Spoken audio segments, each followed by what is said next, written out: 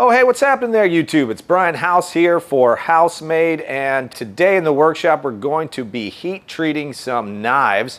We're going to be using the air-assisted quench plates that we make right here at Housemade called the Rapid Quench plates. We have two different sizes, the standard 12-inch wide by 6, and we also have an XL, which is an 18-inch wide by 6 for bigger knives. What you're going to see in this video is we're going to run a batch of knives, both stainless and carbon. You're going to see how the quench plates can actually assist you with doing both of those types of steels, keeping them flat and air cooling them. And then also we're going to be just assembling it and walking through and seeing how it all sets up in your workshop.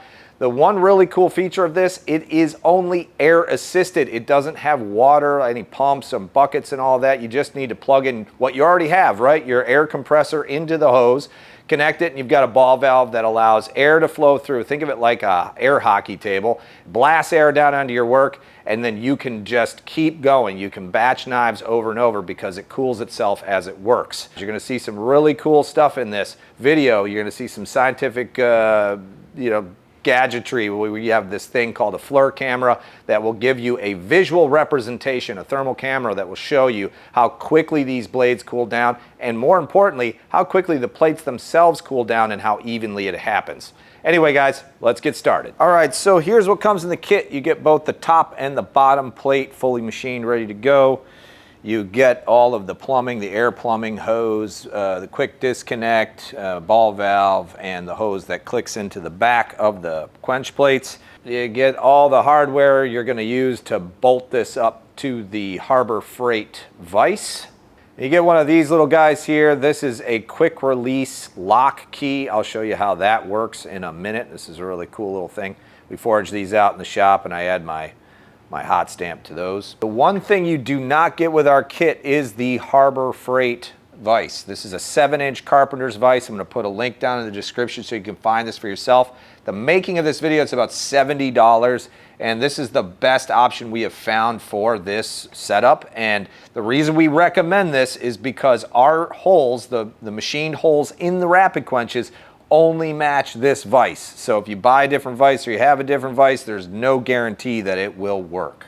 So once you get your vise out of the box, the first step is going to be we need to create a recess in here for the head of the Allen bolts so that this will sit flush on your workbench. Again, this is optional. You don't have to do this if you don't care. Otherwise, you'll have an air gap between this bottom plate here and your work surface.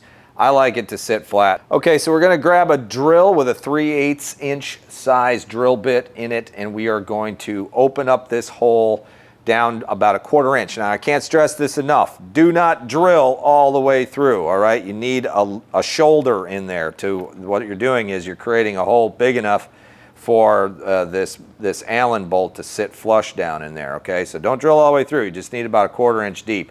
And just check it as you go. Drill down a little bit. Does it sit flush? If not, keep going until it does. Now, if you lay your plates in and they don't fully line up, say they're off just slightly, each vise is a little bit different. You may have to make that hole just slightly bigger. I'm going to grab a 5/16 inch drill bit and just open that hole slightly up. So then what you're going to want to do is set your plate down in and thread in your bolts. Sometimes we do have to modify these holes, all right? Just keep that in mind when you put this thing together. It's not a perfect science because these are a cast part, so sometimes you do have to modify them slightly to make them work. Okay, so now that we've got the bottom plate all bolted up, we're going to go ahead and mount this to your work surface. We already pre-drilled our holes and lined everything up. You're going to want to do the same. I like having my vise in the vertical position because of the quick release. I can lock everything down in place. Of course, you can mount it horizontally. It would just you would have some challenges with things falling out of the vise if you did it that way. But for now, we're going to mount it this way vertically. Put 2 lag bolts down into the butcher block top and snug it up. Okay, so now let's grab the top plate. We've got our vise opened up just enough to allow that plate to slide into there.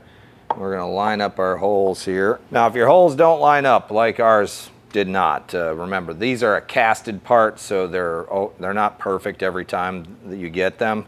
And you can open these holes up. We're going to use a 5/16 inch drill bit and make these holes just a little bit bigger to allow that bolt to slide in. Do not jam it into place, okay? I know that's tempting, but what you're actually threading that steel bolt into is aluminum, and you can strip those threads.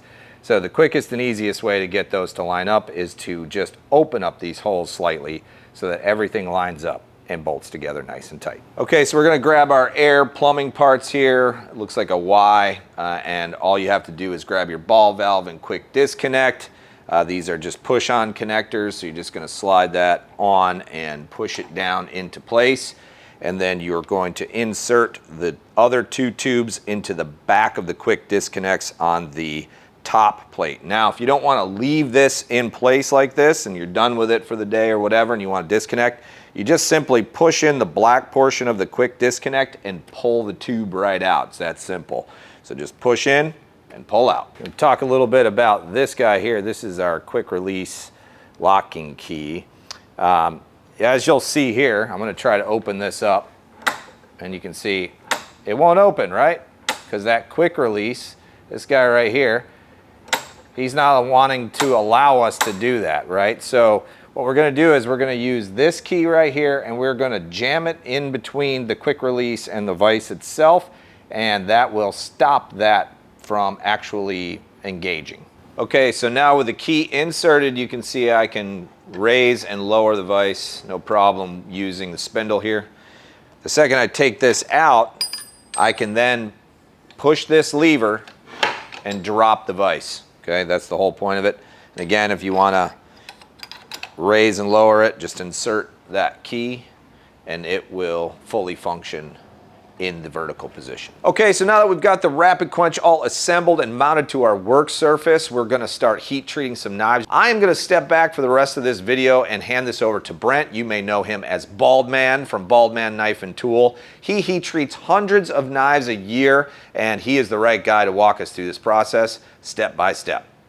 You ready, Brent?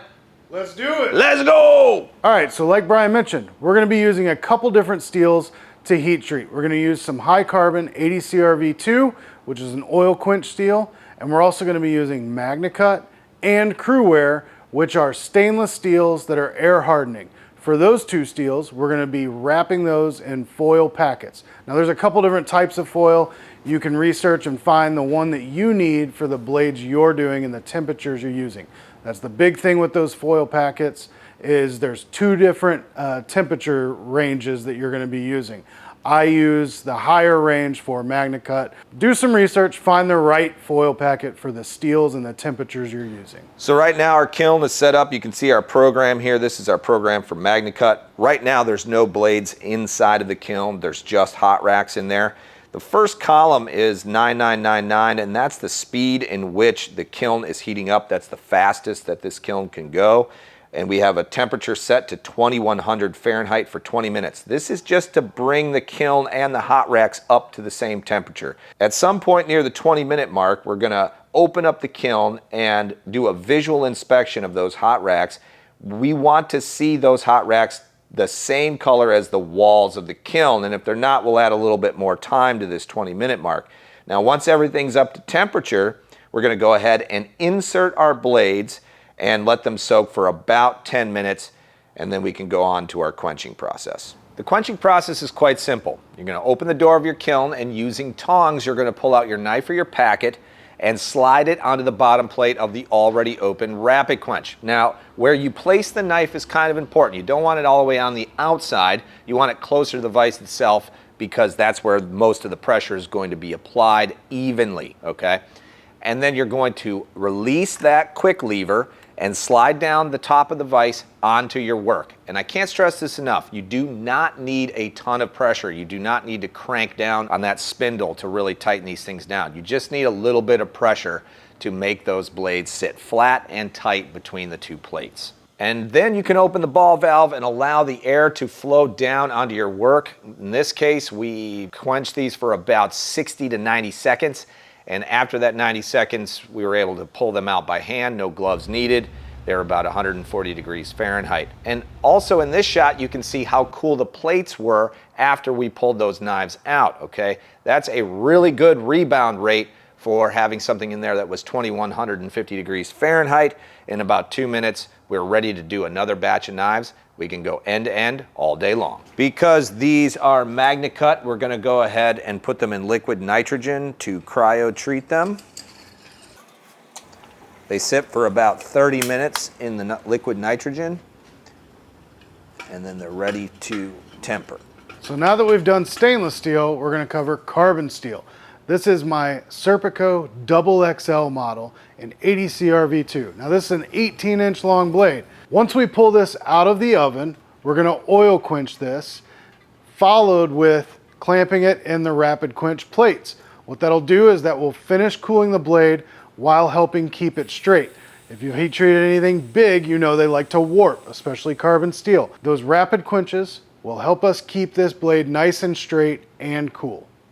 So as you can see, this blade, all 18 inches of it came out dead nuts flat right out of the Rapid Quench XL plates. And if you're ready to step up your heat treating game right in your own workshop, make sure you go to my website, housemade.us, and pick yourself up a set of Rapid Quench plates. I truly appreciate all the love and support throughout the years. Thank you so much for watching our videos. I hope to see you in the next video. My name is Brian House, and this has been Housemade.